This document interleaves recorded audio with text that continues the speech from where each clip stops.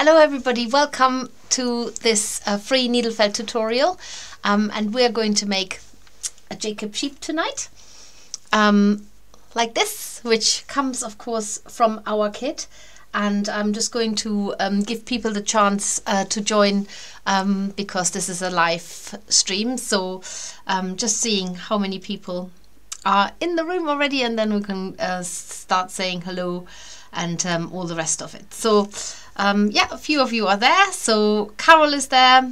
Oh, let's have a look. Emily is there. Ashley is there. Evening, almost distracted with new felting project. Sharon says hi everyone. Pauline says hi Steffi and everyone. And there's a couple of you watching. So Ilona is there. She says hi Steffi. And so yes, just come and pop your comments in there, and of course always give us the thumbs up. Carol says hi Steffi and Felty friends. Rosemary says hi everyone. Janet is there. Hi Janet. So this is really good. So Janet, I know you are completely not necessarily on Facebook and doing this technical stuff as we've had the conversation, but Janet owns the Jacob sheep.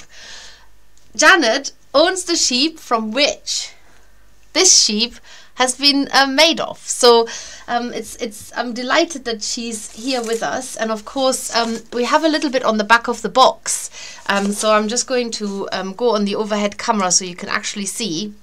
No, you can't see anything. What the heck?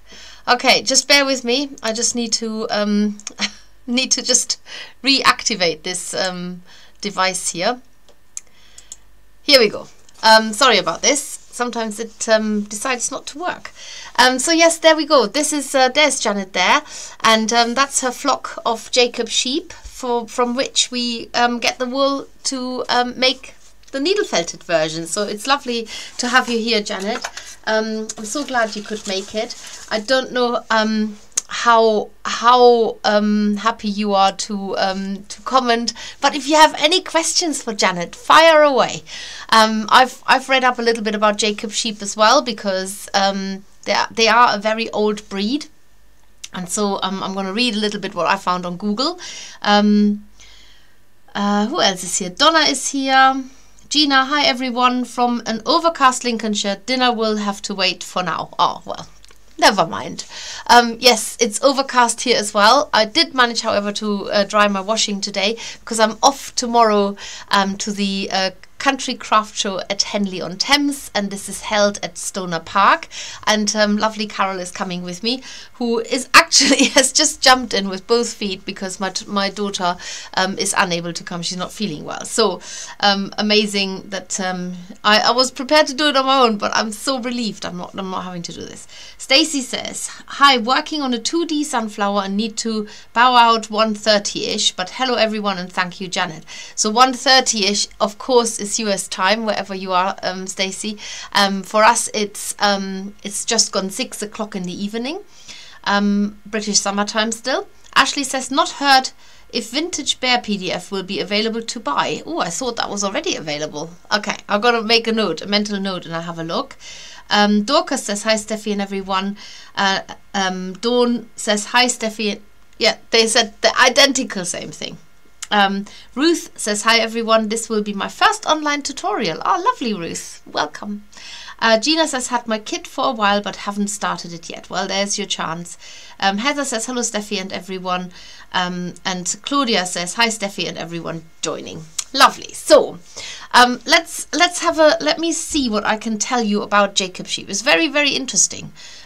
Janet, pipe up if this is wrong, because I haven't written it, but I'm taking it straight from the where am I taking this from? From the JSBA org, which I'm assuming is the Jacob Sheep Breed Association. So hopefully they know what they're talking about. So it says that Jacob sheep have graced the large estates and country homes of England for many centuries. Their impressive horns, black and white faces and spotted bodies have no doubt contributed to their popularity of survival. Their actual origins are not known. However, documentation throughout history indicates that the spotted or pied sheep may have originated in what is now Syria some 3,000 years ago. Wow, that's amazing. Pictorial evidence traces movement of these sheep through North Africa, Sicily, Spain and on to England. There are many romantic stories about the Jacob sheep being direct descendants of the flock of sheep acquired by Jacob during the time he worked for his father-in-law, as mentioned in the Bible, Genesis 30, or that they were washed ashore from shipwrecks during the attempted invasion of the Spanish Armada during the reign of Elizabeth I. I like the first version better. I can't imagine these poor sheep swimming, not getting washed ashore. I'm sure not all of them made it, so I like the first version better. Oh my goodness, there's a very small print there. So what I find interesting is that Jacobs differ from other British and Northern European polycerates, sheep with multiple horns. That's what that means. Basically, they have 2 horns, they can have 4, they can have up to 6 horns. They differ from other primitive breeds in that they have a medium fine fleece and no outer coat. Other primitive breeds are double-coated, having a finer inner coat and a coarser, longer outer coat. So I'm imagining that all of the wool on the sheep, on the Jacob sheep, is the same, which must make it easier for you, Janet, when you have to, when you shear the sheep, you don't have to do so much sorting through, I'm guessing, but I might be completely wrong. Importation of Jacob sheep to the US and Canada has occurred in small numbers since the early 1900s. These have been dispersed all over the continent and many were crossed to other breeds. These crosses have been referred to as Jacobs, even though many bear no resemblance to the breed except that they exhibit spots and multiple horns. Other breeds of sheep do produce spotted lambs and or polycerate. I don't know if I'm saying that word right, offspring. Just because a sheep is spotted or maybe multi-horned does not mean it is a Jacob sheep. So this is interesting too, because it is actually a Jacob sheep. So not a Jacobs. That's something different. I didn't know this. So our little notice when you joined said Jacob's sheep, and I'm going to have a word with Alice because we have to change this. So due to finer bone structure. Okay, well, there's loads of other stuff, so I think maybe this is enough. This is enough information for you. So let's have a look. Who else is here? You're all listening very with bated breath, no doubt. So let's the nice thing about the wool. Let's have a look at the wool. Is that so they have this. I've already split my wool. I've worked a little bit ahead, so because it's it's all made just from wool. There's no wire in there. There's nothing in there. So these are the 2 colors that are obviously the very dark brown, which almost sometimes looks black, and then you've got that natural white, and then you get the grey. Now the grey is actually just a mix between these 2. So if I sit here now and I mix the brown with that, I get this. So it's lovely to see these 3 colors, and that's all we're going to use. If you want your Jacob sheep to have yellow eyes, like they do have, then I've used a yellow Sharpie and I colored it in. So the whole idea of making this sheep was so that we didn't have to put anything else into it other than the sheep wool that comes from the actual Jacob sheep in Devon. So this is basically where all of this originates. So I'm going to dive straight in, but what I'm going to do is, in my true Steffi style, I'm actually going to start at a different end, because the horns, let's have a look at these, the horns are very, very stiff. They are stiffer than they would be if they were just needle felted. I've got a pin in there, let's take this out. And that is because I've needle felted the horns and then I've saturated them entirely with glue. And that makes them really, really solid, as if they are, I literally can't bend them. They're solid. They're more solid and they're really stiff, like not soft anymore. They're really, I can't squeeze them. And so I'm going to make the horns first, and I'm going to show you how to cover them with glue. It's quite a messy affair, and I've got my wet wipes at the ready as well. So one of the reasons why it takes quite a while to make the sheep is because the legs have to be felted very firmly, because we're not using wire in there. So let's take the grey wool. Let's get to the horn bit. I'm just going to follow my instructions so I don't mess up the wool quantities. And here we go. And I'm going to do this on the overhead camera in a minute. Oh, let's have a look. Oh, this is a different Janet. I thought Janet had said. Oh, here we go. Janet says it's sunny and dry here in Devon for our flock. We have 40 ewes and 28 lambs. All ours have 2 horns. Also, a ram called Finbar. We colour sort the fleeces after shearing. I love it that yours have only got 2 horns. I was dreading to make a Jacob sheep with 4 or 6 horns, so I was really relieved. Yes, only 2 horns, yay! Finbar, what a lovely name. So he is the daddy of all the 28 lambs, is he? Wow, gosh, 40 ewes. That's a lot of work. So this is a different Jana. Hi all, I'm just watching along with you, not making as my kid hasn't arrived yet, but hopefully tomorrow, yay.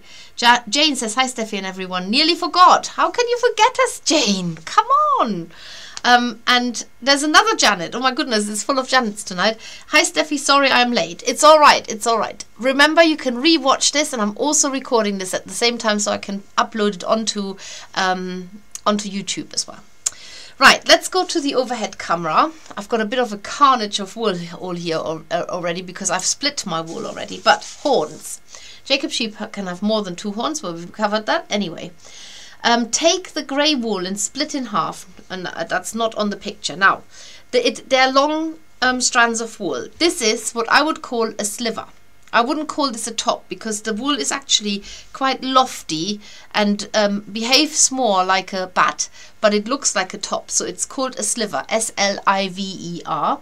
And actually this wool is going to be, this wool gets processed in an old Cornish mill. Correct me if I'm wrong, Janet. I'm pretty certain I remember that. And this is how they process the wool. So it always comes in these long strands of long strands that they're not as smooth as tops, but they're definitely I want to call them slivers. So which makes it slightly more difficult to split it. So you take the grey wool and split in half, and you use half of the halves and shape into a strand about 8 centimeters long. Now the reason why it's 8 centimeters long, and it's the same with the legs, is because if you split this in half, let's split it in half like this, right? There. And now I've got these 3 strands, and I want to get to a half of all of it. If you split this in half again, and split that in half again, and it doesn't matter that I'm not splitting the whole lot in half. Once you get to this, you pretty much got the staple of the wool. You can probably go a little bit shorter, and this is probably the length that we want. So I've gone with a staple of the wool. So I'm currently just shortening the fibers so that I get my 8 centimeters length. And I'm doing that with every single one because it is quite a long wool, and this is the best way to get the wool nice and from the stranded version into more of a bat now, as you can see. And now you can split it in half, however you want to do this. So remember, with the splitting, it's never rocket science. It's literally just use your eyes, measure it that way.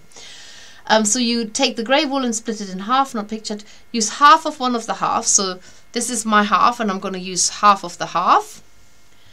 And shape into a strand about 8 centimeters long. So this is probably slightly longer, but we can probably split it one more time just to shorten it a little bit. So, and this is the same principle how the legs are made.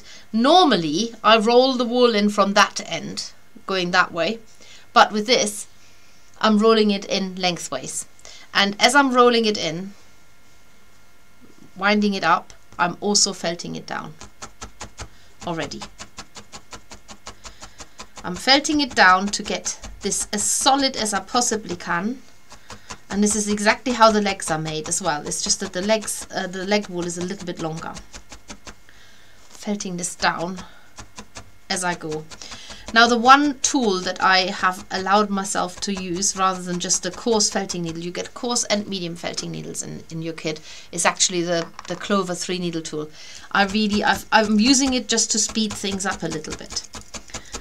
So you will have one end of the horn tapered, but we come to that in a minute. Let's just get it felted down. And there are two ways of doing this. So at the moment I can feel this is definitely more bulky, this is softer. So you can stab along the end and just tuck the fibers in. And do it as you're going along.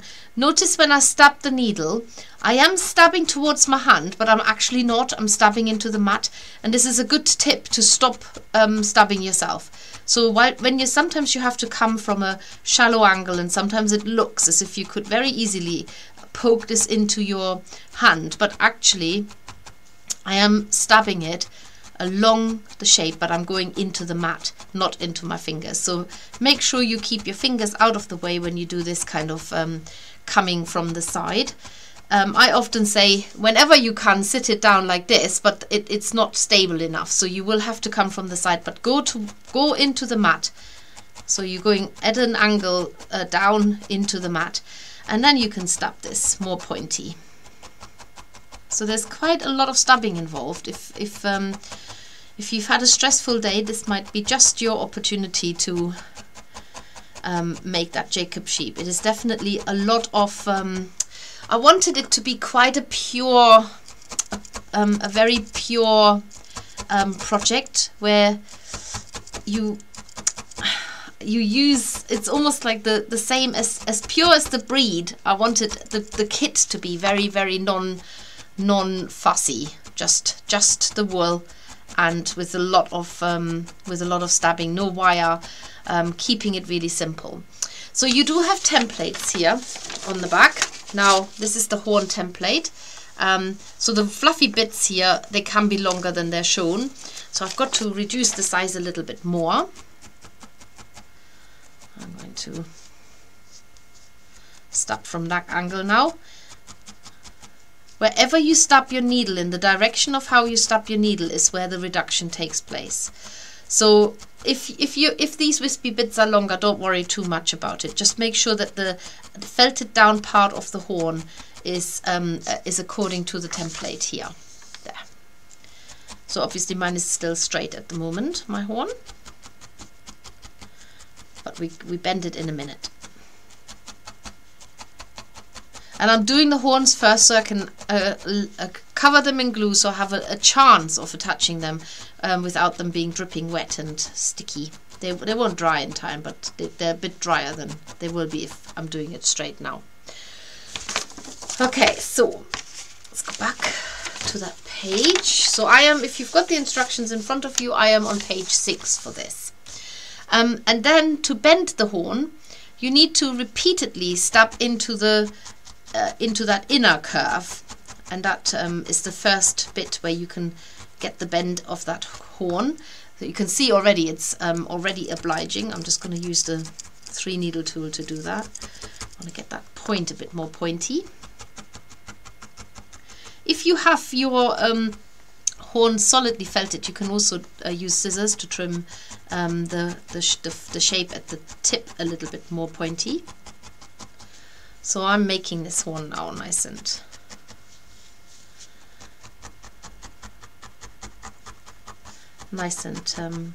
curved. And what makes this particularly strong, now you can take more of this wool here that I've put to one side, and you're going to, and this is exactly the same, in fact I'm going to not take it from the horn and take it from my bigger patch. It's exactly the same with the legs, where you actually add a really tight flat layer of wool to go all the way around, because that will increase the density of it and makes it even stronger. And that is exactly how the legs are done. I'm only referring to the legs because I'm on my 3rd leg. I've needle felted the 3rd leg, or I'm almost finished with it. So I'm only going to demo on one leg how I'm going to do the legs. Otherwise, we'll be sitting here for a long time tonight. And my supper is waiting too. So I'm shaping that horn again a little bit more, stab into that curve, and with adding the glue, it also helps to maintain that shape. So I'm just quickly going to make the second horn, if there's a quick way of making these. So remember, shorten the wispy strands to about 8 centimeters, wind it in along the length, and as you're winding it in, you can already start felting it down. That helps you to build a really solid shape. Don't worry too much if you've got lots of wispy ends. We can tease some of them off, and obviously that's also needed to attach the horn to the head. So whilst I'm watching, Janet is making. So Claudia says, do the Jacob sheep have more than 2 horns at one time, or do the new ones grow if horns are broken in fights? So I think Janet is answering this. Some Jacob sheep have 4 or 6. They grow all together, not replacements. Yes, so that is why I was really pleased that Janet's Jacob sheep only have got 2 horns, because I would have to do this 6 times. And you know what I'm like when it comes to repetitive stuff. The legs, 4 legs is bad enough. Can't have 3-legged or 2-legged sheep. So yes, so I'm using the coarse needle, just for those who have only just joined, and I'm making this as solid a shape as I can. And the one tool that I'm allowing to come in here is the Clover 3 needle felting tool. This one's loaded with 3 medium needles. I'm always really nervous about tools. I don't know why. I just always imagine that 3 needles hurt 3 times as much as stabbing yourself with 1 needle. So definitely, if you're using this, keep your fingers out of their way. And then I'm going to now condense the end down so that it shortens it, but also I'm going to make it pointy. And just if you've missed this earlier, I am stabbing towards my hand, but I'm actually stabbing into the felting mat. So I'm keeping my fingers well out of the way. And I really like using single needles. I tend to do that more often than not, though there are times when felting a multi-tool is amazing. So my favorites is the Clover 3 needle tool, the Clover 5 needle tool, and I do use the 7 needle felting tool, but only with a brush mat, and that is only when I need to flat felt something really quickly. Those are my favorite tools. I also should have, but it gets taken away from me all the time, a very posh hand-turned yew made from yew tree felting tool, but I have to order some more from the wood turner that we know, and we'll make a special show and sale of that again. But every time I think I've nabbed one, it gets sold and then I have to give it up. So saying that, just as a little heads up, we do have some lucky dips planned for you, and there might just be something in there that will come in handy for things like this, and it's something exclusive that we've never sold before. So just a little teaser, you know what I'm like. So the main thing is that the 2 horns are as same as possible. This one is definitely a bit more skinny, but I can make up for the bulk by when I wrap the wool around it. I'm actually going to take, no, I'm not going to take that off yet. I'll leave it as it is. Right, let's add another layer, and that will also densen the shape up a bit, because you're going to wrap it nice and tight. And then we just need to shape it into that curved horn shape a little bit more. I love working with this wool, I really do. It just it just makes me feel really happy to know that the sheep are not far down in Devon, and the wool hasn't left the country, and it was hand picked by Janet and her gang. And I remember when we were first designing the kit, and Janet was in the field. It was early this year, and she was in the field with the sheep, and oh my goodness, I don't know how long the lambing took, but it seemed ages, never stopped. So 28 lambs, that's absolutely amazing. So yes, lovely. Right, I'm shortening that horn a little bit from the other end.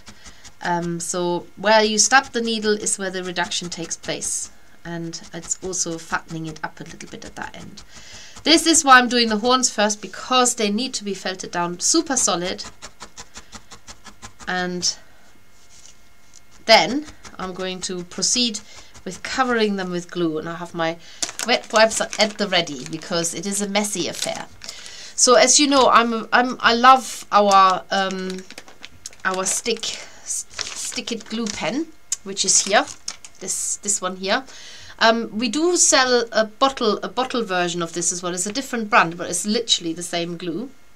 What I also suggest you have is maybe like a cellophane or something, a plastic surface, so you can rest. I'm going to use the back of this brush mat because I can wipe it clean and I don't need to use any extra plastic that's going in the bin. Just to keep my horns on whilst they're drying. And this is not for the faint-hearted. So I'm going to open this up already. I'm not even going to bother with the nozzle there. And I am right-handed, but I always do this with my left hand. I have no idea why. So here we go. Now you want to massage that into the wool so that it soaks it up. Nice and if you end up with sort of like frizzly bits here at the end, don't worry, but give it a squeeze. Allow the glue to get completely absorbed by the horn, and then repeat the process with another dollop of glue until the horn until that shape can't take in any more glue. You'll know when that is. And we're doing this to harden the surface and to harden the whole shape. It's not just the surface, we're hardening all of it. Give it another squeeze. Make sure that it's nicely saturated, and in the process you can maintain the shape of that horn so it stays nice and curved like this. And now I'm going to pop this on here to dry, and I'll repeat it with the other one. Ugh. Right, dollop of glue. Get that massaged in. And a little bit more. It's not my favorite thing to do, I will be honest. I don't like sticky fingers and messy fingers. It's not something I particularly enjoy. One of the other reasons why I get it out of the way at the beginning, so that it's done. This glue, the stick-it glue, is completely non-toxic. It's actually a water-based PVA glue, so it's should not cause any kind of reaction on your skin at all. And that's the second horn done, and I'm going to put that to one side as well now, so they can both dry here, and I just need to clean up my very messy fingers now. But whilst I'm doing this, I'm just going to go onto the front camera, and I'm just going to see what hang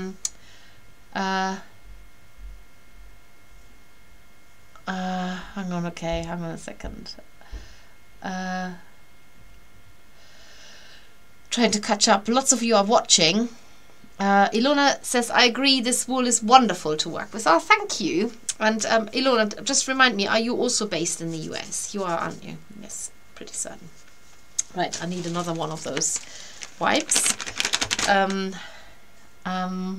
Claudia says, you're such a rebel, Steffi, when you say you should do this, but I'm not doing that. I'm doing this. Yes, I know. I am so naughty. I love doing it. I often think, and I say this to my children when they say, "Oh, we have to do this." I said, "Says who?" Well, that's what we're meant to be doing. I said, "Why?" Because that's what we've been told. I said, "By who? Are they important? Just don't do it. If you don't want to do it, don't do it. Let's just be free." So yes. Anyway, put the nozzle back on to the glue pen, and I tell you what I'm going to do is I'm going to finish the legs so that I can put those to bed. And as I've shown you with with the horns. So I've done 2 legs fully there. I've got a 3rd one that I'm working on right now, but I tell you what, I'm going to start with a 4th, and then I finish the 3rd. So you see the process from beginning to end. So it's very similar to the horns. I've portioned my wool out, and then you're going to split it so that you get it's a slightly longer length for the legs. So you need I think up to 10 to 12 centimeters long. And again, as we did with the grey wool, but this time we're winding it in the white wool, and you can also felt it as you're winding it, so that you get a nice firm felt. And we're only doing this especially for the legs, because we want the legs to be nice and sturdy, so the sheep doesn't do the splits when it's standing up. That's it. Anne says, better late than never. I'll catch up later. Yes, please do, Anne, or stay here anyway. And Ilona says, yes, I'm in. Oh no. Oh no, Ilona. Oh God. Albuquerque, is that right? Yes, it must be. Come on, Albuquerque. That's it. What? Do you not say the L? Albuquerque. I'm sure it's that. Please tell me I'm saying it right, Ilona. No, I shouldn't have asked. Oh dear. Yes, so stabbing away at this wool here, exactly how I just did with the grey wool. But this time I'm going for a leg. And what happens naturally, it's quite weird actually, you have a thicker end and a thinner end. It has happened every time I've made a shape. So yes. Oh, no.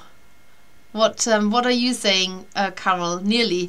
Am I saying it nearly right? Oh dear. Albuquerque. Albuquerque? I don't know.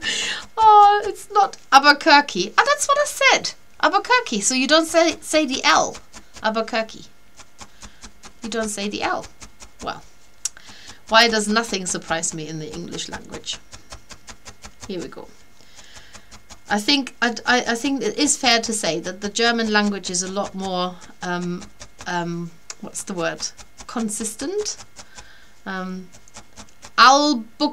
Albuquerque. So you do say the L. Okay. Albuquerque. That's it. Thank you. I hope that you never ever have to tell me that again. I shan't ask in the future. Oh dear. But it's like funny words here in this country as well, because my son has got an American girlfriend, and it cracks him up when she pronounces some of the it's like there's a sort of a running joke, isn't there? They say Worcester.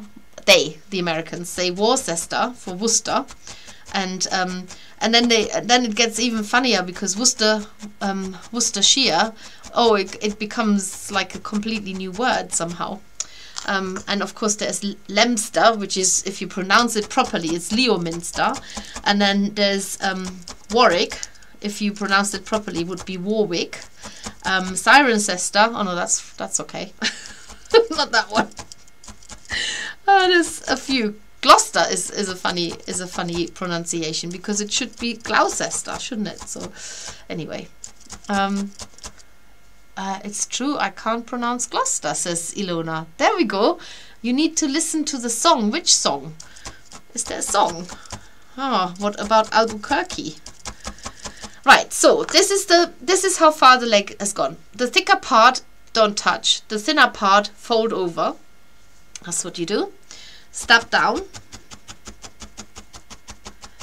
and even out as best as you can.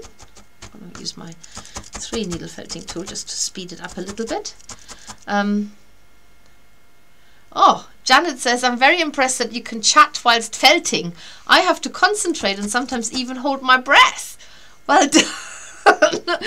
Try and stop me from chatting. This is the thing. No, I can definitely chat and felt. I find it hard not to look at what I'm doing, so I'm trying to read while I'm stabbing here as well. Claudia says, Dan forgot the name of the song now. Typical. Oh no. Oh, are you a middle-aged woman by any chance? Oh dear. Right, so now we need to flatten that foot part. because that's going to be sort of the hoof part. Make that nice and flat so the sheep can stand on it comfortably. And then I'm going to shape it a little bit so that I've got the two hoofs. What are they? They're not hoofs, are they? Janet, help me out with a practical names of, not practical, but anatomical names of sheep. Are they? Do they have hoofs, or is it? Oh, what is the other one? Oh, I'm messing this up entirely now. Not the leg. The leg is fine. It's just my words. And then you felt a line for the two toes, so that they're split. When the foot's standing, can you see how that is sort of making slightly? So you just need to be very consistent, stabbing into a line. There, like this. So then we do the trick with the extra wool going around it, slim it down, the leg, that is. So exactly like with a horn, and that also gives it more stability. So the wool is coming now from a different direction, and we're slimming it down. And then you felt that down as well. And that's leg number 3.5. Anne says, I often stick my tongue out when I'm concentrating. Oh, I can just visualize it. I noticed at the retreat, Anne, you must have had extreme self-control. We haven't had any lolloping tongues in any of the pictures. I shall pay special attention next time when you're here at the retreat, and I'll set up a camcorder permanently in front of you to catch your tongue. Right, so 1, 2, that's 1, 2, 3 legs and a half finished one. So I'm going to just finish this one off. I started before the live stream, so I don't just make legs throughout the whole of the tutorial. And if I could just tell you, I have completely boycotted my instructions and started almost at the back. I started with the horns, they're drying here, and with the glue cover, and then I started with the legs because I thought I better get a head start on the legs, because they will take absolutely ages if I don't get a head start. And I do want to make solid legs. I don't want to have wibbly wobbly legs and sheep doing the splits. We say feet, but they are cloven hoofs, 2 toes. That's what that is exactly. I couldn't think of the word cloven. I knew it was something clove something or the other, but I just couldn't get the word out. Perfect. So two toes, and need to get that shape coming forward as well.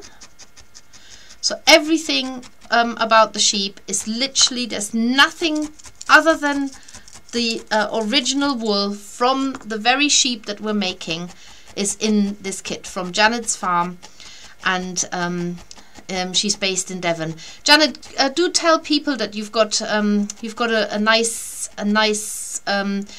oh gosh, what is it, glamping? Is it glamping place where people can spend their holidays?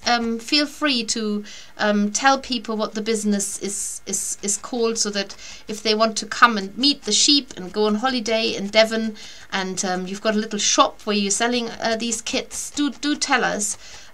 Anne says, Dan, I missed the chit chat. I was busy booking accommodation for my God, for Wonderwool. No wonder I never get anything local. However, I think maybe we should book Wonderwool accommodation. What do you reckon, Carol? Or do you fancy going across the Billy Goat Bridge again? Which we thought was local. That was quite a funny story, actually. I will tell you it quickly. So, and at Wonderwool, of course, I had my dodgy foot after my operation still. So, Carol was driving the van, and I was so proud of myself that I, for once in all the years we've going to Wonderwool, I found an accommodation that was really local. Literally, oh my goodness, almost walking distance if I could have walked. And anyway, It wasn't. There was a printing mistake in the Airbnb description. It was actually something like 20 minutes away from Wells, and it was beyond. It was absolutely a single track with a steep drop at one end and a sheer rise of a hill on the other side, with sheep in the road and nowhere to go if there was a car coming. And then we had to cross a bridge that was as wide as the van. And yes, so anyway, I shall book Wonderwool early too, because I think it's, yeah. Otherwise, you have to put up with us. Have you booked very local? So yes, anyway, here we go. 4 legs. I'm gonna call that a day now. This one is a little bit fatter than the others, but we adjust that in a minute. Okay, so we've got legs, we've got horns. I need to get on with the body and the head, I suppose, and then we can put it all together. Let's start at the beginning of the instructions, which I haven't done yet. I also haven't used any of these to compare my legs against, but never mind. You can do that. So if you were to start at the beginning, you take the white wool and you split your natural white wool strand in half by holding it in both hands and gently pulling it apart so the fibers slither away. I've shown you how to do this. So you're splitting it so that you get the length of the fibers shortened.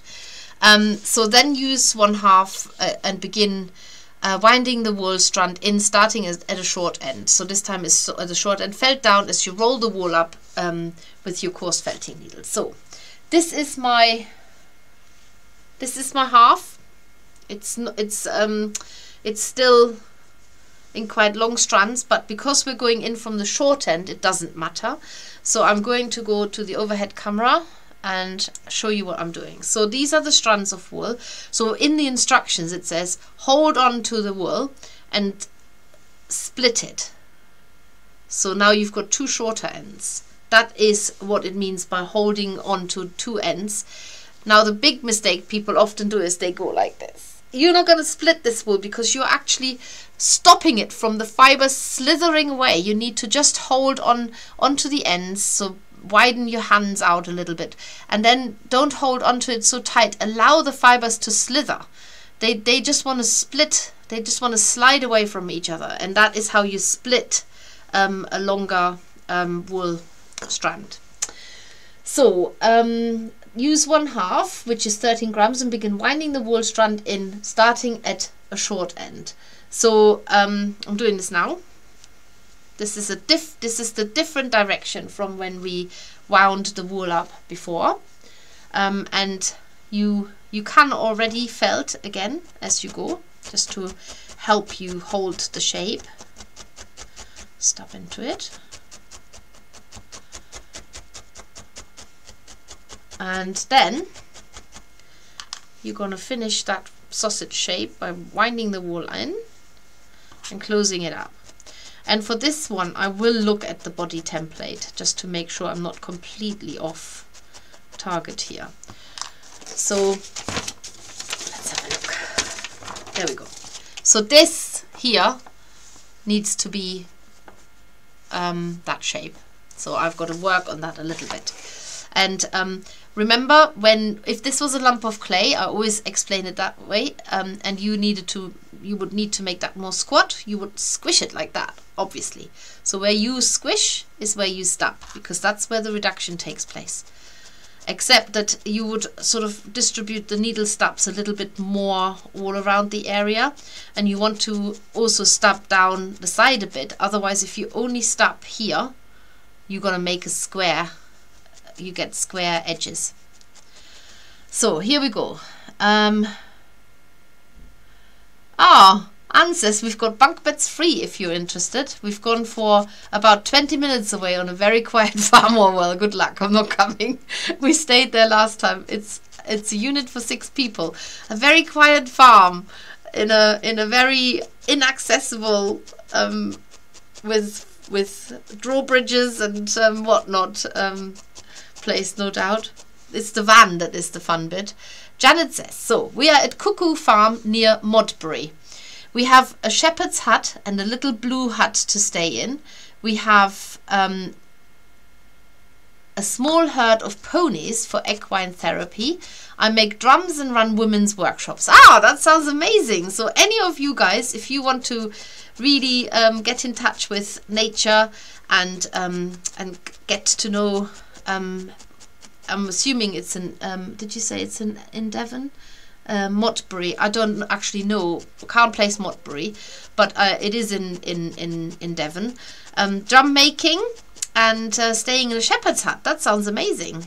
Ponies? Yeah, why not? And where's your shop, Janet, in relation to Cuckoo Farm? Where is your shop? So, if I missed anything. Oh yes, thanks, Carol. Next time I will be driving over that. Well, I know. Oh dear, oh dear, oh dear. Honestly, the adventures of the makers, travelers when it comes to shows is hilarious. It's yes, not always funny at the time. I do try and see the funny side of it, but yeah, it's not always funny. So I'm just trying to think of something else that has got sort of gone hideously wrong. Carol, you can jog my memory if you want. So right, shall we see where I am with this? Oh, this is looking much better now. Yeah, I'm happy with that. I'm going to keep it. Okay, so the next thing is, let's have a look. So we are currently at this stage. Head, take the dark brown wool and split into 3 equal strands. And it gives you the weights in case you do need to know the weight. This time splitting the wool along its length. So the brown wool here, we're going to find the length. So if you've got a bit that's sort of homeless, don't worry about it, just plonk it on top and split the wool anyway. There's another one. You could even tease that a little bit longer so it sort of becomes part of the other wool again. So just sort the wool out. There. And you're going to split this along the length into 3 equal parts. This is my son calling from Italy. I've just got to message him that I'm in a live stream. Excuse me. Doing a live stream. Okay, that will stop him from ringing me now. Where was I? Here. So 3 this time along the length. So that's number 1. Oh, make sure you have your needle safe somewhere so it doesn't get caught in the splitting motion. And so I've got 1, 2, 3. Right. Now, what am I going to do? Close, as before, wind one of them into a sausage shape and felt down as you wind the shape up. Make sure that the width of the strand is at least 6 centimeters, right? So only one of them. I'm starting with this. So I'm winding my wool into a sausage, and this width here needs to be 6 centimeters. And you can stab it again as you go. So wind it, wind it, wind it. And I'm going to just wind it now. That is going to be the head.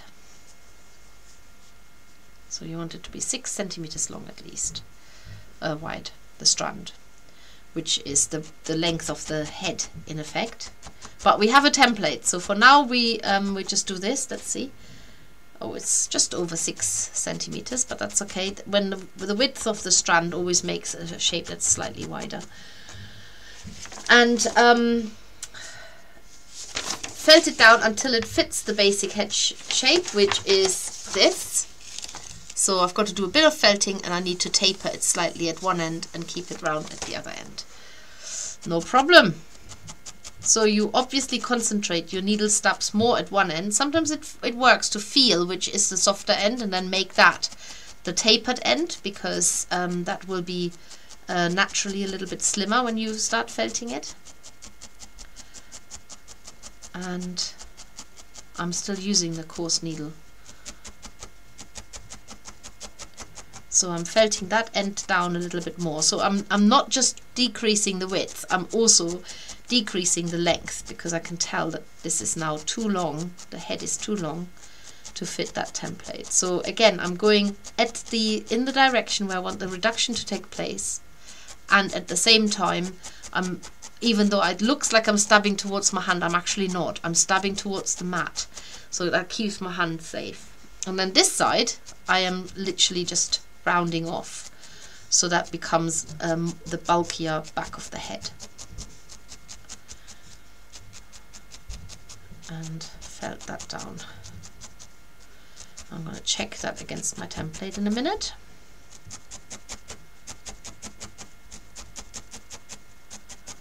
Very satisfying, that sound. If I talk to my children, I never not do anything, and I'm sort of secretly stabbing away whilst I'm talking. And they always say, "Are you needle felting?" Yes. How can you tell? Because we can hear the in the phone. So it's like, sorry, can't just not keep my hands idle. I have to do something. Always have to do something. Let's have a look. Yeah, I'm quite happy with that. Let's keep that. So we've got the basic body shape, we've got the head. Let's see what happens next. So now we need to make the neck. Split one of the remaining 2 strands in half again. And that's also along the length again. They are rather long, so I'm going to have them like this. In half again, and put one half to one side and use the other half as before, wind the strand in on itself. So, but I'm keeping this soft this time. So wind this in like into a soft sausage. This time I'm not felting it, and I'm only felting into it to close it. So this is a very soft part. Then tease one of the ends open a little more so that the head will nestle into it. Fit it on as shown in the image below, or watch me. So one of the ends I'm just opening up a little bit. So this is not felted, this is just closed up. It's very soft, very squishy. So there's an opening now. And the broader part of the head will go in there, so it looks a little bit like that on the image. There, like this. And then you felt these wispy bits that you've opened up onto the head.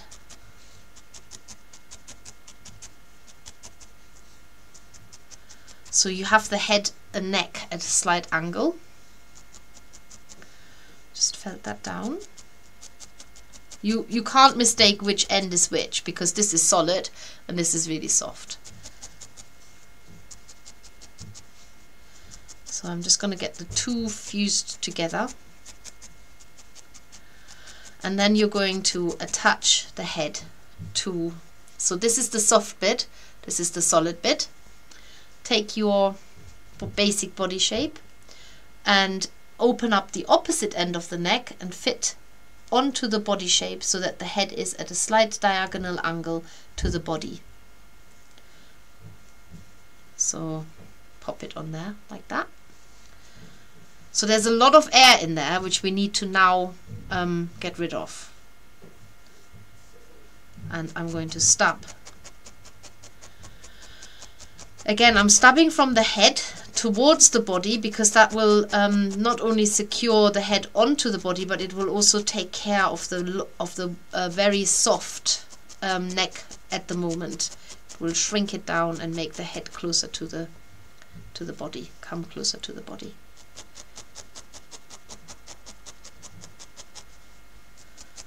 Felt that down.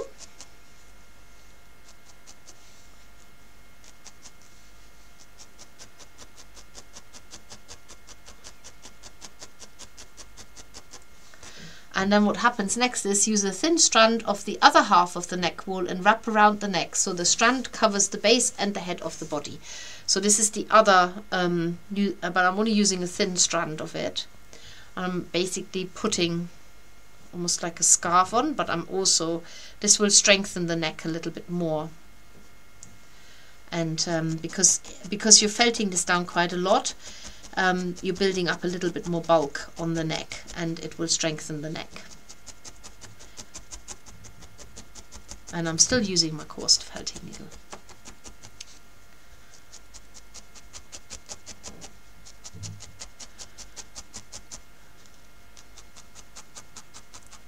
So all you need to remember with needle felting, the reduction takes place in the direction of where you stab your needle, and then you just have to be consistently stabbing your needle in that direction. So at the moment I'm trying to firm up that neck part and also shorten the neck a little bit.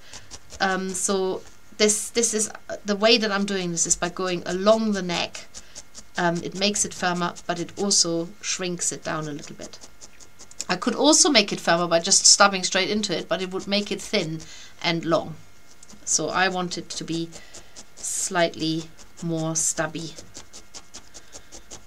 so we don't end up with a giraffe. Right, there's Jacob sheep so far. And felt the whole head and neck area down so that the whole shape of the sheep now fits the head and body template. Oh, let's put it to the test. See if I need to do a bit more work. Here we go. Not bad, eh? I think that's pretty good. It's almost like I've done this before. Right, felt it down a little bit more. Okay, so let's see what people are saying.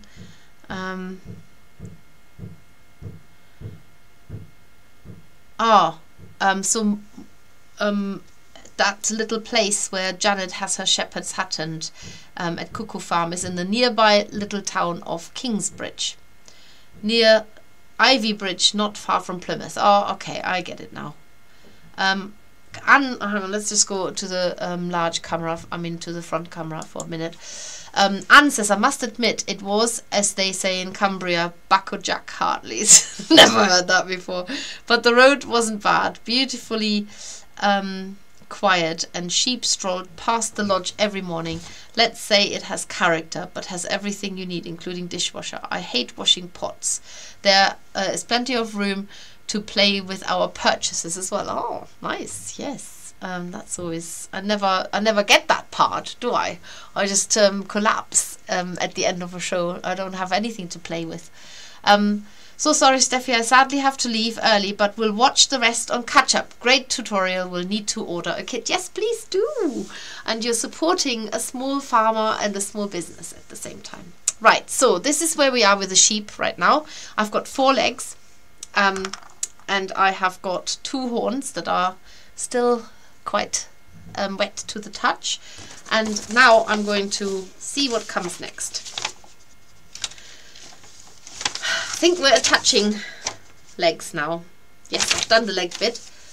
So as I've done all the legs, next take a tiny wisp of the dark brown wool and mark the tummy where the 4 legs will go. Now you might think this is a waste of time.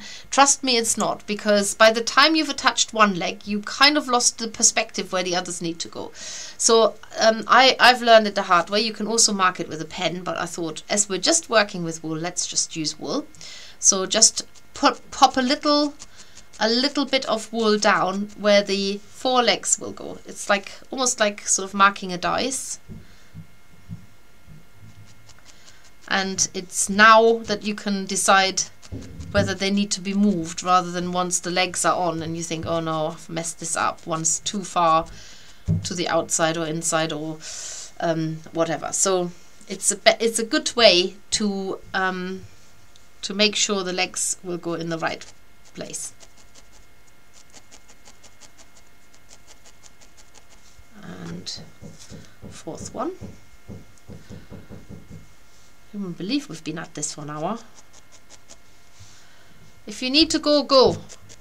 Just catch up if you want to catch up, or yes. So right, here we go. That's the legs positions now. Yeah, I'm quite happy with that. In fact, I probably need to move these a bit further back. See, this is what I mean. It's much better to do this now than when the legs are on and you've got to take the legs off. So we need that nice deep chest of the sheep. They've got quite deep chests.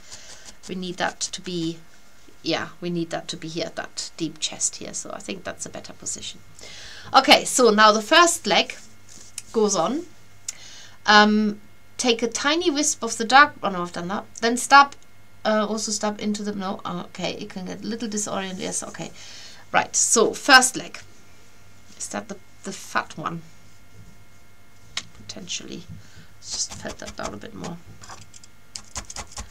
Not sure I can felt this down much more. It's very, very solid. Okay. Oh, we've got new people joining.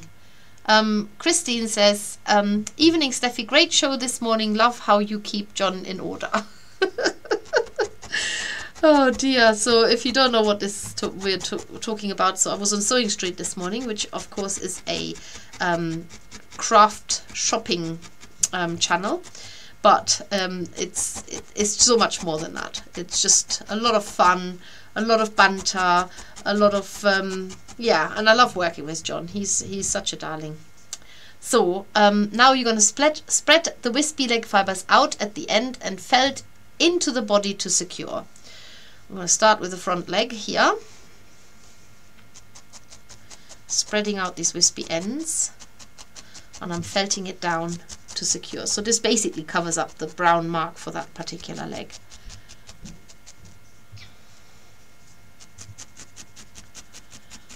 Finally, take some leftover leg wool, if you have any, or wool from the remaining stash, and wrap a layer onto the top of part leg to build a little bulk. So we do that in a minute. Let's just get the leg felted down so it's actually on there.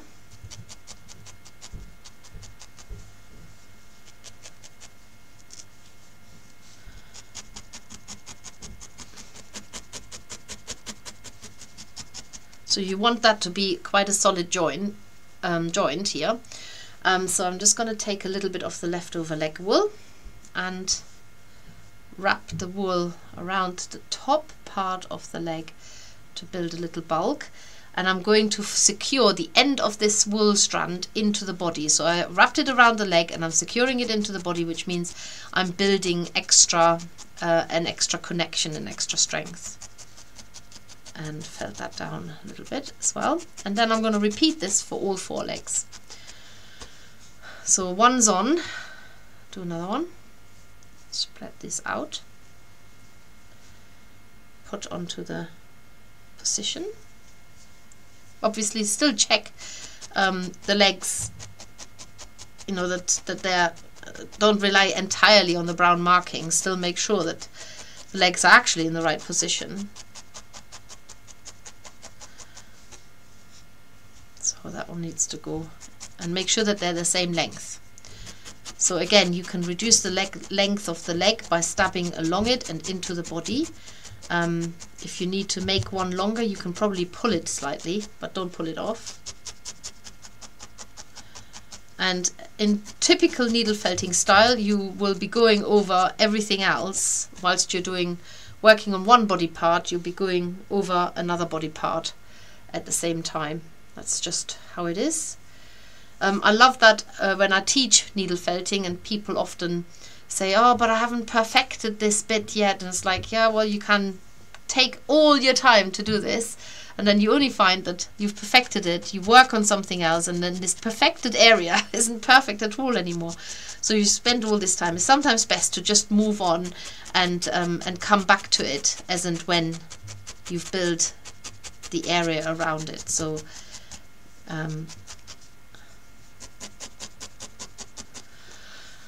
right, 2 legs are on there, and this one looks definitely more like a sturdier sheep. Definitely made the legs slightly bigger. And then you are going to repeat the same process on the back legs. That's what I've chosen it in that order. So put them on there with the spread out wool, felt them down, and then build a little bit of bulk. Oh, have I missed my mark? I have there.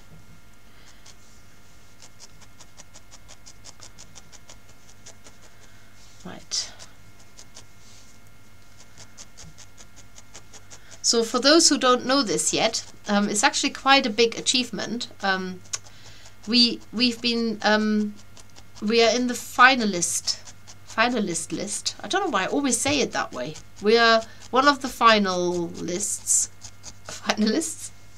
We've made it into the final, that's it, of the licensing award for a sustainable product. And this is with our RSPB bird kits, which I am absolutely thrilled about, because it means a lot to me that we craft sustainably, which is hence why we're doing the Jacob sheep, and why we are using wool from British farmers, and why we are keeping the kit very, very, very minimalistic, just to wool.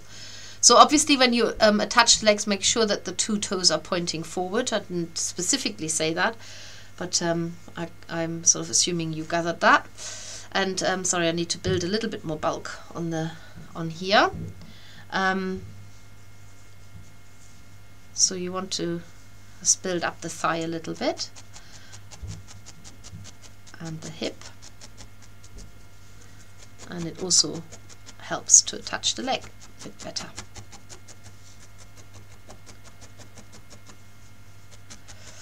So when you're doing this at home, you don't have to do this at my speed. I always have to tell you this. I could also spend a lot more time on this and be a bit more thorough, felt things down a bit neater, and work on the detail a little bit more. But the main thing is that you get all the techniques, and you can take the time that you need to take to complete your project. The kit is still available. You can buy it from us on our website. It just to remind those who haven't been watching from the beginning, the wool comes from a Devon farm. Janet has been here on the live stream. I don't know if she's still here, but well done, Janet, for even being here, because I know you don't even have a smartphone, so you've been set up. I can't remember now. Was it your daughter who was setting you up? I can't remember. Sorry. And so I'm delighted that we've got her here with us. So the very person who breeds these sheep has got a flock of 40 ewes and had 28 lambs this summer. Is here. You can ask her questions if you want to, and we're making a Jacob sheep from the exact wool that has come from her flock of sheep, which I think is quite amazing. I love it. It just makes it so much more, I don't know, it just brings it home how closely connected we can be to wool. It's not something that has to go through a huge process to become something that you can actually work with. Because Janet, also you also have your wool spun, don't you? You sell yarn from the Jacob's sheep. And in fact you plant dye your wool as well, is that right? I've completely forgotten about this beautiful plant dyed colours, and I love plant dyed wool because it has such a natural muted, yeah, it just looks so much more natural. So yes, maybe we should stock some of that as well. Right, so that's the 4th leg attached now. I'm going to test it in a minute and see how the sheep is standing on it. So if one of the legs is slightly fatter than the others, then you might want to fatten the other legs up. Or, if you can, felt down the one that is still a bit more sturdy. But now it comes all to making sure that the sheep can stand and that the legs are the same length. You can shorten the legs by stabbing along the leg into the body. That will shorten it. If you've shortened it too much, just pull it a little bit and it will sort of lengthen a bit again. Right. So what happens next? Let's have a look.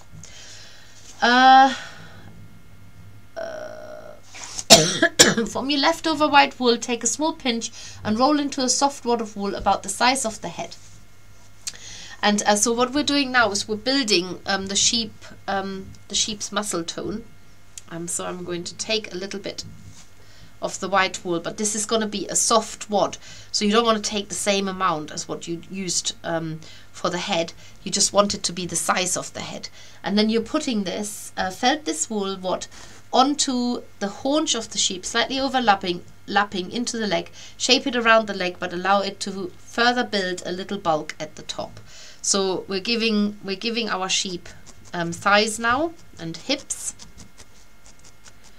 Just felting this onto it, and we're covering most of the surface again. So it's it doesn't matter if the surface is a little bit uneven, because there's going to be more patterns going on top of it. So felt this down on one side there, and then you repeat this on the other side. Sometimes it works best if you separate out the exact wool, same amount of wool, before you roll it into shape, so that you have the same size.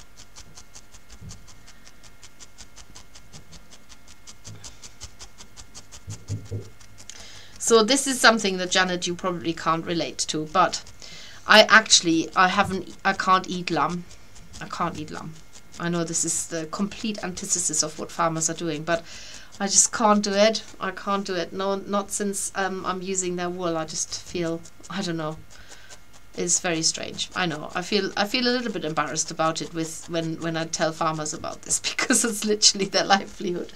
I just can't do it. And then you're going to do the same with the front. So you're building the shoulder. Just put that on here. So you're letting this overlap the leg a little bit, but you're covering the join up in that way as well. So that's the shoulder. I think I was thinking about food, because I don't want to say, I don't know, leg of lamb and lamb shoulder. It's just like, no, not in that way. There we go. And felt that down. Janet says, we do have the fleece spun to double knit and chunky yarn in the black, white and grey natural colours, and also colours that are dyed in natural plant dyes grown by our friends nearby. Wow, that's amazing. So can these be bought online, or do you have to be in your go into your shop to buy it, or can people actually buy this stuff online? If they can, could you share or could you tell them where to go, or maybe people just have to come and see you in Devon, which would also be nice, I suppose. Right, so I've got some shoulders here now. I've got some thighs. Doesn't look too pretty from the back right now, but it doesn't really matter. And now I'm going to start colouring in the Jacob sheep. Now you can obviously vary that however you want the colours to be, and so you can design your own pattern, as they've got different patches on each sheep. The distinct thing is that the patches are quite they're quite contained, so you don't have any wool spilling out, so you don't have the wool like fuzzy like a bit hanging down here. It is like a proper patch.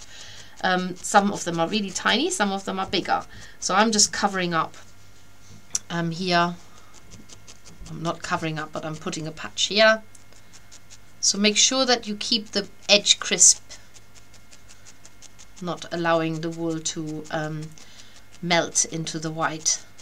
Like, yeah, just keep it crisp, the edge. And what is distinct, and what most Jacob sheep have, as I can see, they have that multicolored head, so they're quite symmetrical on their head. So we come to the head in a minute, but on the body there is no symmetry with patches necessarily. I don't know if there is ever a symmetrical sheep.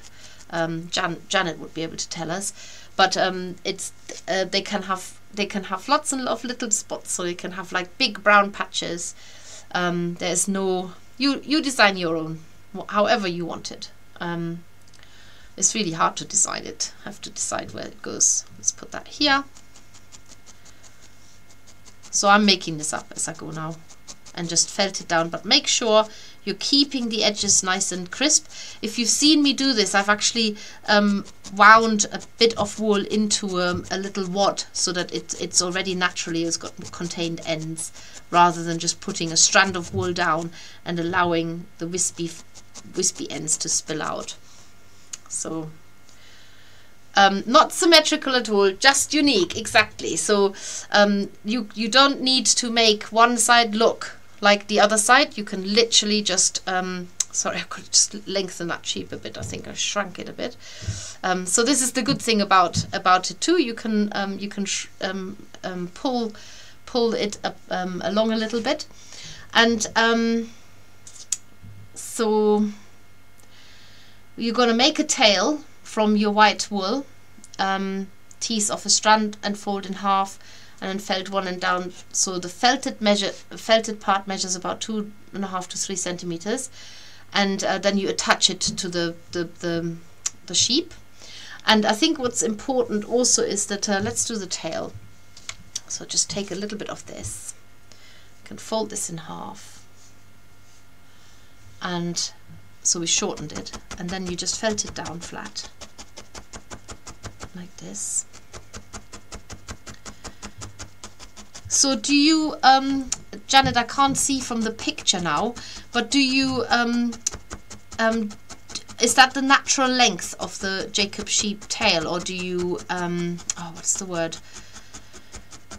Do you tie them off? Is that what you do? You tie them off so that they, because it's healthier for the sheep if they've got shorter tails. They don't get messy and infected, is that right? Get caught, maybe even. So I've just made a little flat white patch here. We try to have a very small footprint, so meat is sold at our local butcher and the sheepskin sold as rugs in our shops. That's it. So there you go. Some of you will be less squeamish than I am, but I think that's still amazing. So where do you have the sheepskin? Oh God, what is the word of that again? Forgotten everything. Where does the sheepskin made? Because it's quite it can be quite a toxic process, but you can also do it much more natural, which I'm assuming you are doing. But people need to know what they're doing. What is that word called again when you process sheepskin? I can't think of it now, but I'm sure you're going to tell me. Right, sheep has got a tail, and the color on the chest of the sheep, as you so you're also using the white wool to color the sheep in. Otherwise you've got like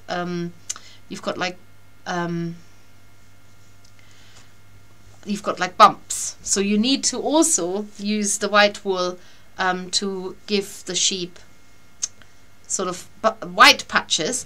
But when you do this at the front, this doesn't have to be white, but when you do this around, not just at the front, but around all of the body, allow your cover to overhang a little bit, so that you've got almost like a little curtain hanging down the sheep, and that way you get it looks like the wool is hanging down the sheep before it's shorn. That's it. I just think it's so much better to actually know what happens with the produce than yeah, I just think it's better to have that. Oh dear, right. So we get this here in the wilderness, where there's a local farmer who's got cows here, and we try not to get too attached to the cows. The children have named them in the past, but yes. So what I'm trying to say is, allow that bit of wool to be like an excess hanging down the chest, whether that's in white or whatever color, and you're coloring in your sheep now. So I'm going to take the one that's ready made. So can you see how that is actually a bit extra? So you're coloring, you're going from white, between white and the dark brown, and you're covering your sheep up so that you can see that this one needs a lot more patches putting on. But I want to move on to finishing off the head now, because that's the last bit where we haven't got to yet. And we're going to make a set of ears first from the dark brown. So take a wispy strand of the dark brown wool and shape it so it's about 4 centimeter long and 1.5 centimeter wide. So I want to say that's about it, and I'm going to make a second one exactly straight away, so that I've got two same, oh, get off me, two same length of wool. So 2 batches, and then you're going to fold this in half. Now the illustration on page 6, box 44 is very clear. So you fold it in half, like that. And then you're going to felt just the corners off. So you're felting so that you get that that slightly tapered shape of a rounded triangle on the top. Tease it off and then continue shaping that. Now if you have an edging tool, use that to get nice and neat edges. I use this every day. I honestly, I didn't know that I needed it until I thought of it.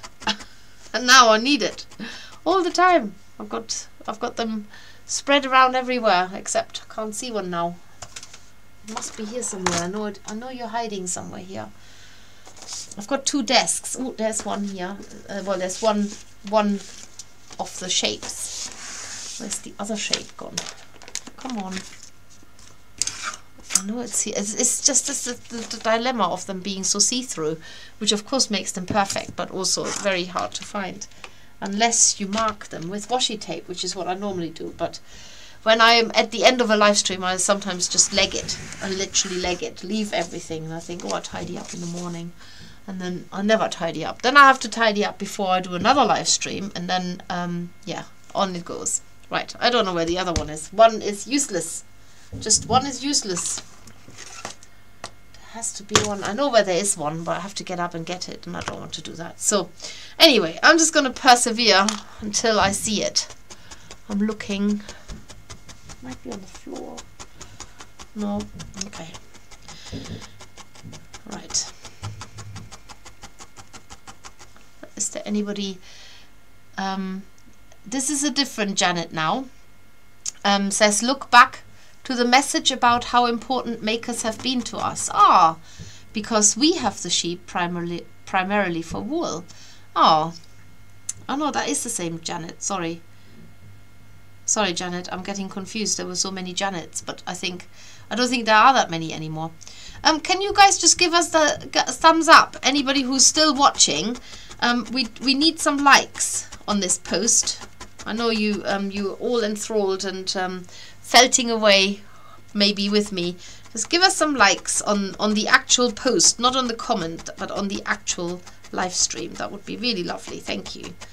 Right, one ear, next one. Same again. Fold in half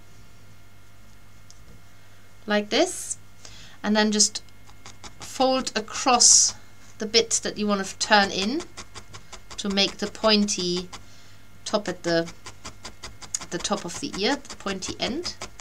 Felt it flat. You do need to lift this off quite quickly, so not to felt it onto the felting mat. And of course there is a template for the ears, no doubt. Yes. So you want to aim for this. Needs a little bit more shaping. Stick to the templates, and then you definitely can't go wrong in terms of the proportions and the size.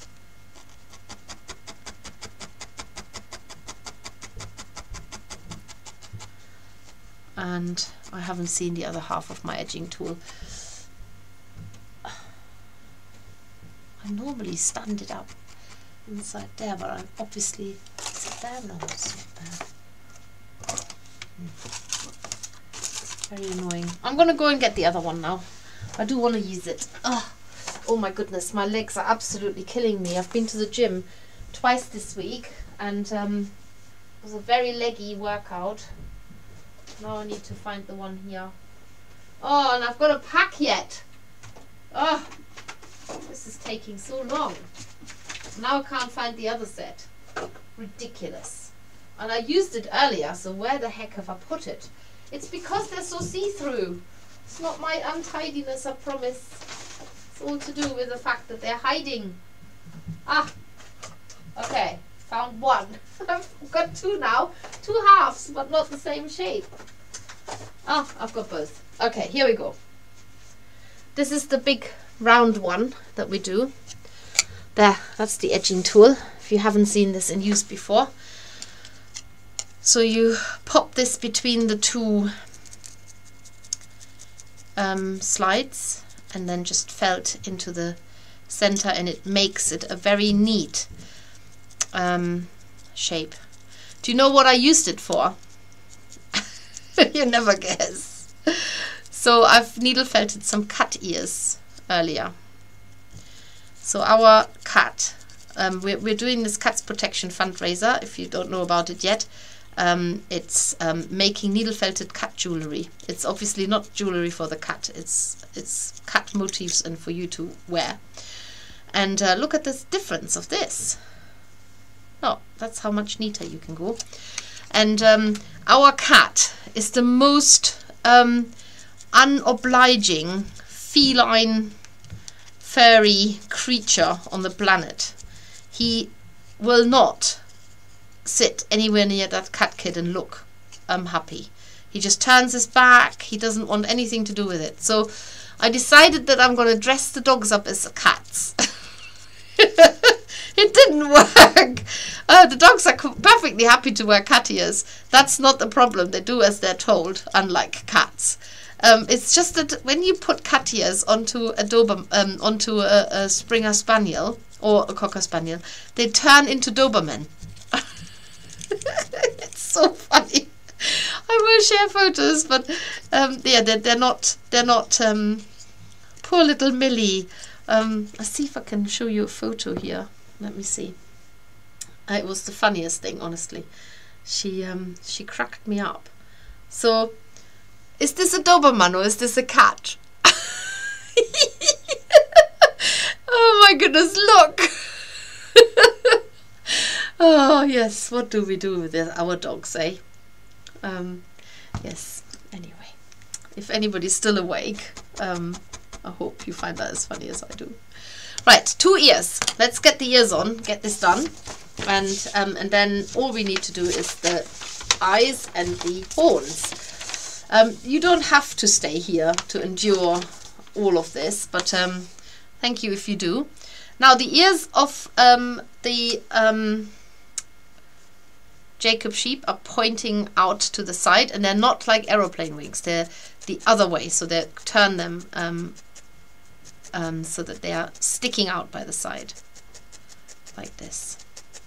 And you just flatten, you don't flatten, you spread the wool out like you did with the legs, and just felt it on like you did with the tail, and felt them onto the side. The main thing is that you keep the features on the head symmetrical. So ears, horns, eyes, and so on. Make sure that it is a symmetrical look to it. Do the same on the other side. I'm going to hurry this along a little bit now. So aeroplane wings would be like this, right?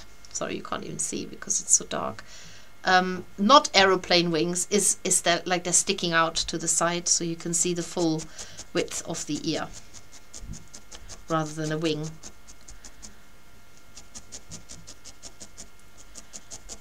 Okay, let's check for symmetry. That'll do. Okay. So, obviously you can cover more of the sheep up here. It doesn't have to have such a big brown neck. And you're going to have to put a little bit of white around the snout of the sheep now, because they do have sort of quite a symmetrical face, I think, in that their muzzles are white. So cover that up with white. You can do this in several stages. You don't have to do this in one sitting.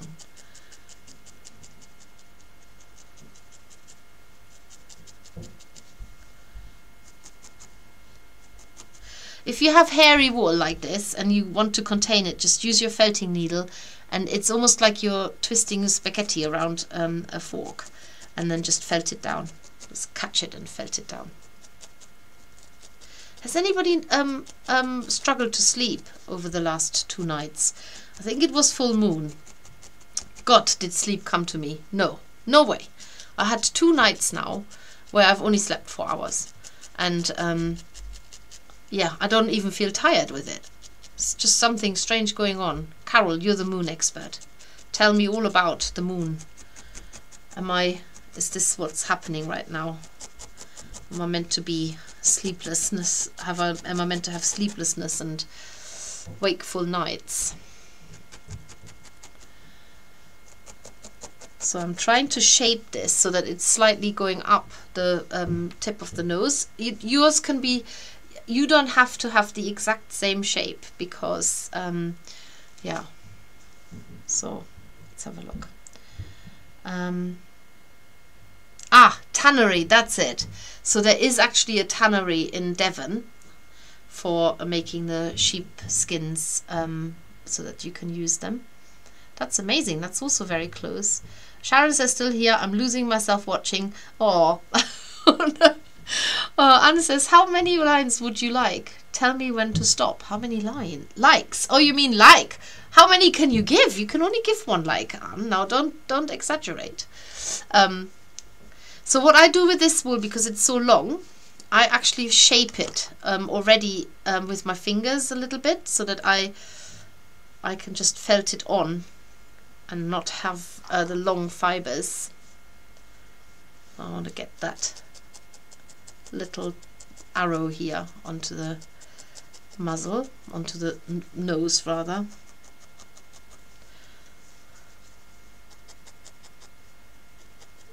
And then spread the rest out over the nose. So when you work symmetrical on any features, you always need to make sure you look at them from all directions, because it sometimes our brain deceives us. We look at it, but we imagine most of it. And then when you look at it from another direction, because your brain doesn't make sense of what you're actually looking at, it actually sees what you're looking at, if that makes sense. Probably not, but yeah. So I'm just gonna finish off that little white snout, mouth, whatever, and make sure that it's as symmetrical as possible. It will all make more sense once the features get added, like the nose and the mouth, and then we just do the eyes, and then the horns. Let's check the horns. Ugh, such a disgusting thing to do. It's definitely getting there. Just need to do this side. And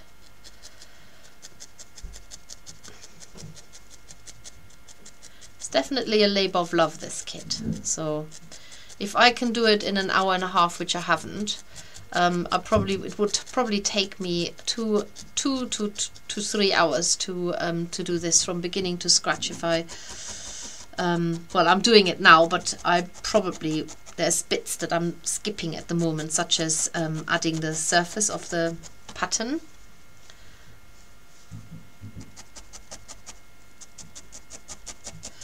So once you start working on one part, you find yourself returning to other parts again.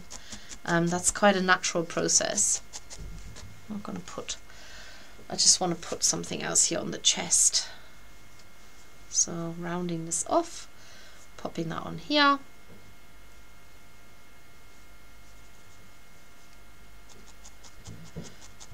Making it a bit asymmetrical on the body here. You have lots of wool. I've got lots of wool left over here, so you can definitely use more to build the woolly coat which is what I'm not doing at the moment. And the woolly coat is built by using batches of different colour of the white, going from white to brown, and just adding the patches onto the sheep. So even though the sheep is white, you are continuing to add patches onto the sheep in the white as well. So you will need, at some point, you'll have either brown or white, where you fold it like that, and you let it slightly hang down on the side of the sheep like that. Let's just felt that on. That doesn't stop you from adding more brown, so that it looks like the sheep has got the woolly coat hanging past its legs. So this isn't a freshly shorn sheep, has got some wool cover on it. And you can even felt into it from the other side. You can cover the tummy with brown. They also sometimes have brown markings on their tummy. It's not just on the top. Add a patch of brown underneath the sheep as well. The patches can be big or small. It's entirely up to you how you want to design your sheep. You might want to look at a picture of a Jacob sheep. There's definitely some of Janet's are on the back of the kit box, because there's a picture of Janet with a flock. So you can pick one of those if you want, or just look up a Jacob sheep on online. And now I have to finish off that other side, otherwise this is like wonky.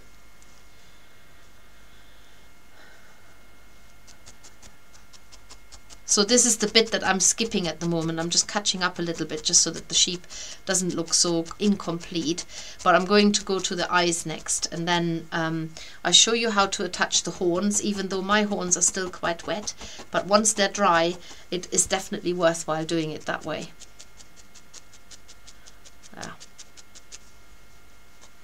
So you want to put this sort of curtain around the sheep. There's a little bit less here, but it's nevertheless it's there. So eyes. Okay, so the eyes are really quite straightforward. We are not even using glue-in eyes. We kept it completely just to wool. And again, if you want to adjust the head of the sheep, you can, if you push it with your hand first, you can actually see where you've got to needle felt into. I actually quite like the position of the head here. It looks sort of up a little bit more, quite curious. Now with the eyes, you take a little bit of white. Actually, the nose comes first. Shall we do that first? Let's do the nose first. So take a little bit of brown. Sometimes you have other fibers running through it. You can sort of pull them out. A little bit of brown. I'm going to fold this in half because I want a nice, neat strand of wool to make that a slight V-shaped nose.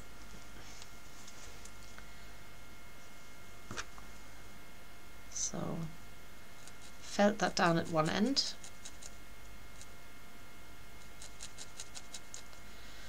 And then ideally felt it down at the other end.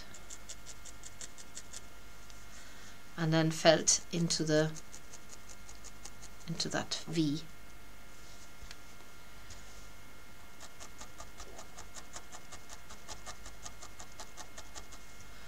So that you get that shape.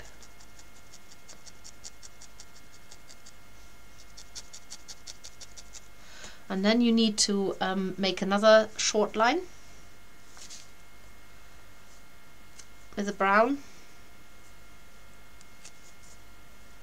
I tend not to cut wool because it makes it too the edges will be too harsh. So you won't be able to felt it in because you might have some really, really short fibers suddenly. Whereas when you tease it, it doesn't happen that way. So pop that in. And then you can give it a little mouth. Again, let's use the wool as it is. And just a line. And this is where symmetry is important. Sometimes you can do this without adding wool. Sometimes you can just add the indentations into the wool, and that's enough. Doesn't have to have the colors for the mouth.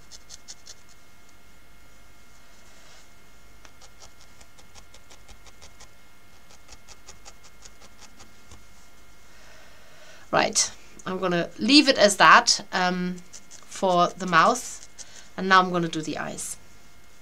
A little bit of white. I again pre-shape that with my fingers because it's a long fiber wool.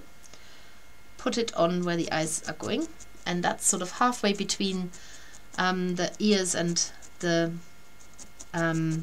nose, and just felt almost like an almond shape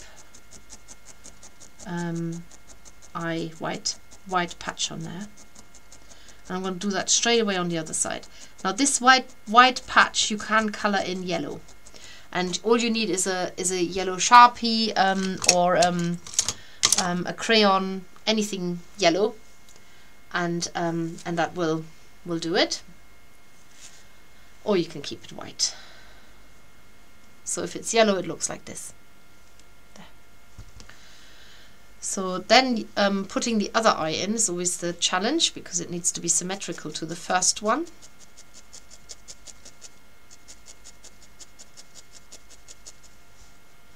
So I get it started, and then I look straight away at the other eye to see where I'm heading with this.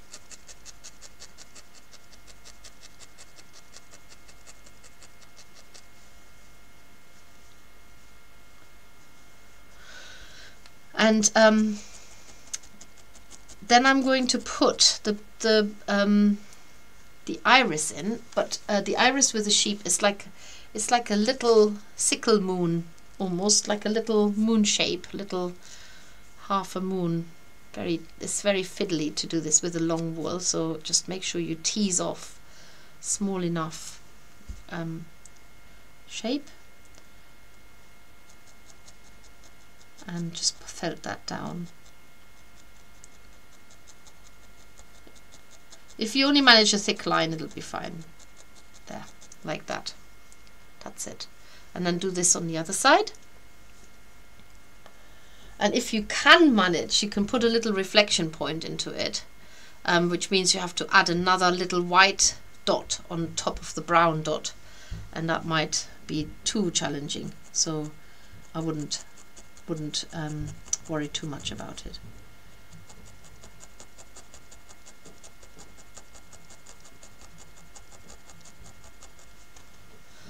So there's one, there's the other. Yeah, they look symmetrical as well, so remember to look at it from all directions, because you find, oh, there's something out of symmetry, something out of sync here. And then finally you're going to attach the horns. Now there's a lot of wispy bits here, which I'm probably gonna tease off because you don't want that wool to spread out too much on the head, around the head. You need to open those bits up, and then you can probably split some off. Shall we see what happens if I cut them? Let's just see what happens. Some scissors. There. Big scissors. Let's cut them. Go against my own advice.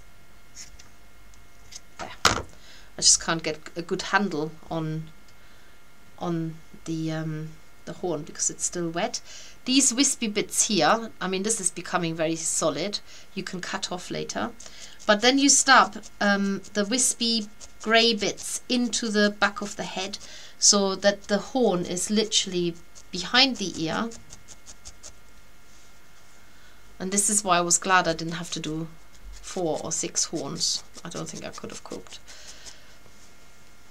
And just get that felted on. So it will be harder when you cut the fibers, because make sure that the horn is actually bending that way. Ugh, it's definitely still quite sticky and wet. But again, the horns are quite varied. They're not all exactly the same. So if it's not exactly like the one on the picture, I'm sure that it will not matter in the slightest. I haven't actually changed to my medium needle, so I don't know at which point in the instructions which bit I've ignored, where you're meant to go to your medium needle. And once you've got both horns on, then you can give the sheep sort of a little bit of its white fringe, like a little white top on the top, white top on the top of the head. It's probably best to leave these horns to dry properly, which I didn't do. Cut that off. So I normally don't cut wool. I'm going against my own advice, but I can't tease the wool off because the horn's too wet. This one's got big horns. So felt the grey wool as close into the head by the horn as you can. Let's just see if that works better. Not exactly. I'm going to have to adjust the head in a minute. I'm squishing it. Just trying to get the horns on. So you wait until the horns have dried. That's my best advice I can give you, because it is harder to get them on, because I can't hold on to them because of the wet glue still being on there. And then you just need to add a little bit of a white fluffy hairdo on top of the head. Let's sit you up like that for a minute. There's a bit of white wool.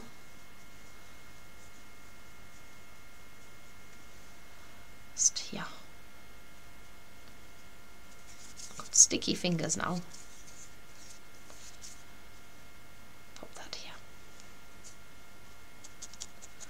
And felt that down. So contain it between the horns.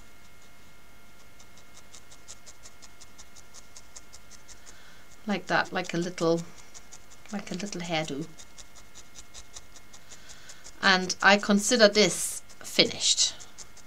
It's not finished because I could refine it a lot more, but I think it's good enough for you to be able to finish yours now. So remember, curtains hanging down the side, the little yeah, the horns need to be definitely like more like this and down like that, so they need a little bit of adjusting. But other than that, I think it's not bad for a short period of time that I've spent on here. And remember, you can make yours much more beautiful and more sophisticated by taking more care and more time. And yeah, I think I'm gonna what I would want to do actually is build a little bit more of the neck up. Don't think I've put enough on when I did put it on, so I would probably put a bit more brown wool around the neck, and then put more of the top colors into place again. But I think the neck is a little bit skinny. But all these adjustments you can do at any point, as long as you are still felting away on your sheep. And you can, of course, then also add more of the colouring to it, so the neck isn't literally just a scarf, but you can just have a little bit of colour coming down the shoulder here, so it integrates more into the body again. This is entirely up to you. You can do small spots, big patches. It's not a symmetrical patterning, certainly not on the bodies. But I've chosen the head to be more symmetrical, which when I looked at different photos of Jacob sheep, it struck me that they have a very similar facial construct, with the white noses and then sort of an arrow going up into the bridge of the nose. And yeah, that seemed to be the case. So I hope you enjoyed this. I am going to go in now, and well, I'm already inside. I'm not outside, but I'm going to go and have my supper now. And I'm going to pack my bags, and then tomorrow morning I'll be heading to the Nailsworth headquarters, and I will be packing the van, and then Carol and I will be off to the Henley country craft show. By the way, what I'm noticing with the sheep is that the more you felt onto it, the shorter it becomes. So now and then just give it a little pull to stretch it out again. They become quite short in the process of the felting. Obviously you also need to sort out the bum part here, so you can have a little curtain hanging down there as well. and define with a definition of the thigh. So you're basically covering up all the added joint bits that we've put on there. So I'm just going to felt that down underneath the tail, but I'm going to bring the tail down again. Oh, you can't see, sorry. And oh, I hate not finishing things. I think it's finished enough. There we go. Okay, I'm going to call this a day now for the second or third time. Here we go, 2 sheep. Hello. Yeah, a little bit more felting down, and then it will be all fine. I hope you enjoyed this. Thank you so much, Janet, if you're still there for watching and being here and answering questions. There's the 2 sheep. This one is the one that is from that I made before. This one is the one that we made tonight. So just quick check-in. Still here, but need to count sheep before it gets dark. I love it. We usually have to count chickens.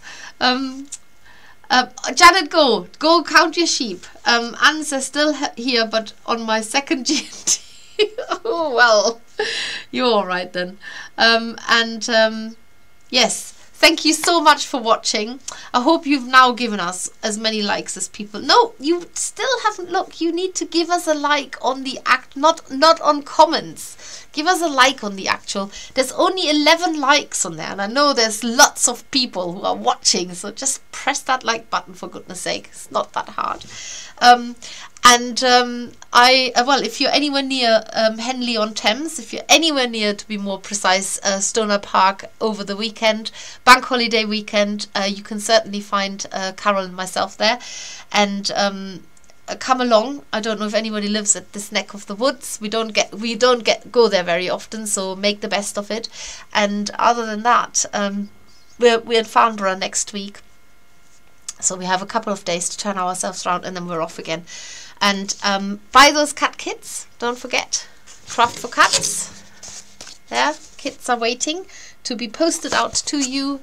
Go directly to Craft for Cats. To Cats Protection, search for Craft for Cats, craft along, and it should come up with this current project, which makes cat themed jewellery. That's what I'm going to say.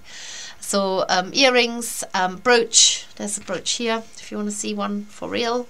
There, little sleepy kitten on a branch. I wore a necklace earlier at the Create and Craft. No, that's all the completely wrong word. Ignore what I've just said. Sewing straight. I am tired. I'm going to go now. So take care, everybody. Thank you for everything you do for the makers, and I shall see you soon. Bye.